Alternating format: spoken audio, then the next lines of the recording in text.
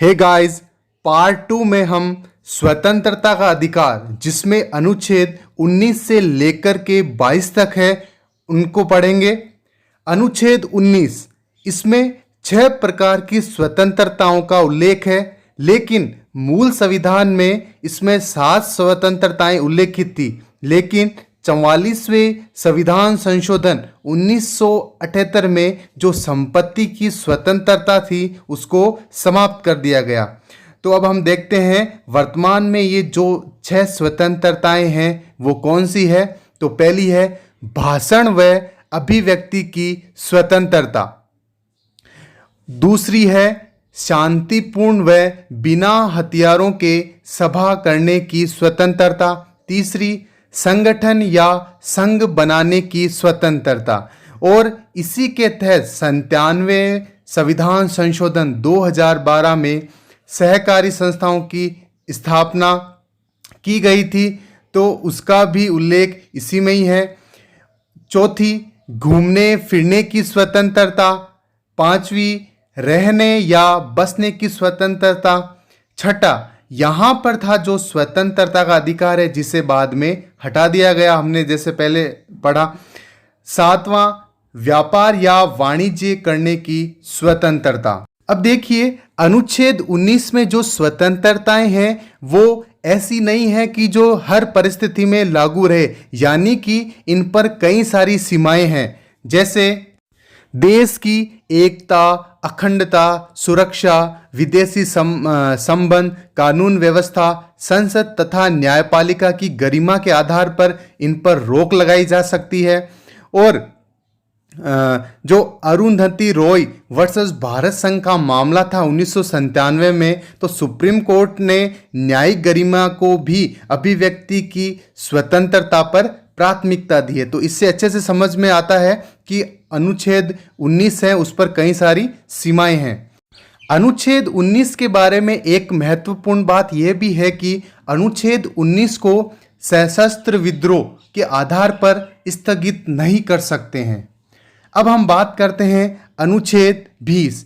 तो अनुच्छेद 20 में 3 बातों का उल्लेख है।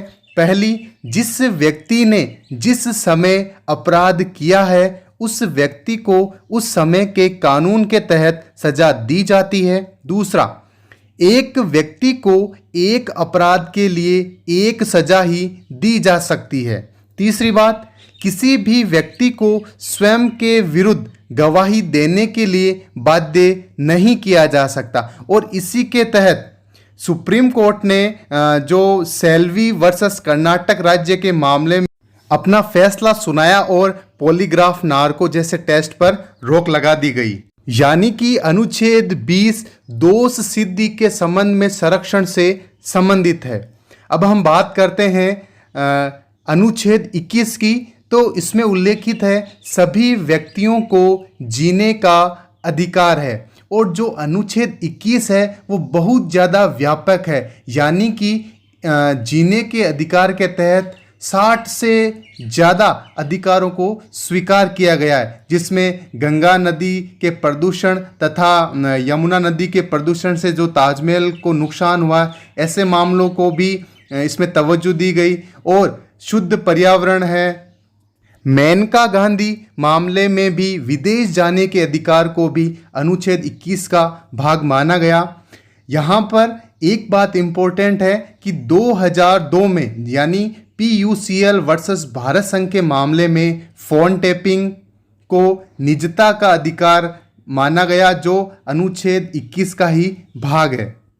अनुच्छेद 21 में ही 21A धारा जो जोड़ी गई वो वाजपेयी सरकार द्वारा जोड़ी गई। और इसमें 6 वर्ष से 14 वर्ष तक के सभी बच्चों को निःशुल्क व अनिवार्य प्राथमिक शिक्षा प्राप्त करने का अधिकार होगा, ऐसा उल्लेखित था। और इसे 86वें संविधान संशोधन वर्ष 2002 में जोड़ा गया था। अनुच्छेद 21 से RS 2016, 2013, इसके साथ ही CDS 2016 में काफ़ी अच्छे प्रश्न आए हैं। अब हम बात करते हैं अनुच्छेद 22।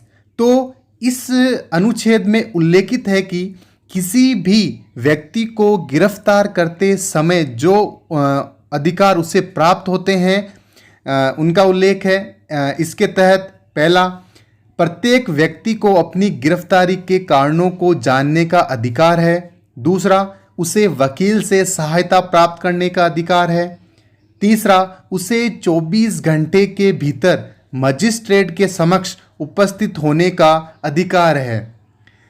लेकिन ये जो तीनों अधिकार है वो कुछ विशेष परिस्थितियों में लागू नहीं होते हैं, जैसे कि अगर कोई व्यक्ति किसी दुश्मन देश के लिए कार्य कर रहा हो। दूसरा, यदि उस व्यक्ति को निरोधक कानूनों में गिरफ्तार किया गया हो, यानी आतंकवाद इन सारी गतिविधियों से संबंधित।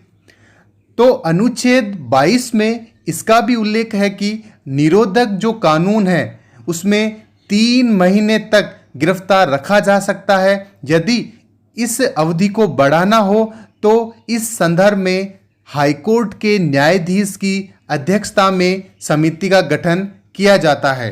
तो गाइज, ये था स्वतंत्रता का मूल अधिकार। दोस्तों, चैनल को सब्सक्राइब करना ना भूलें।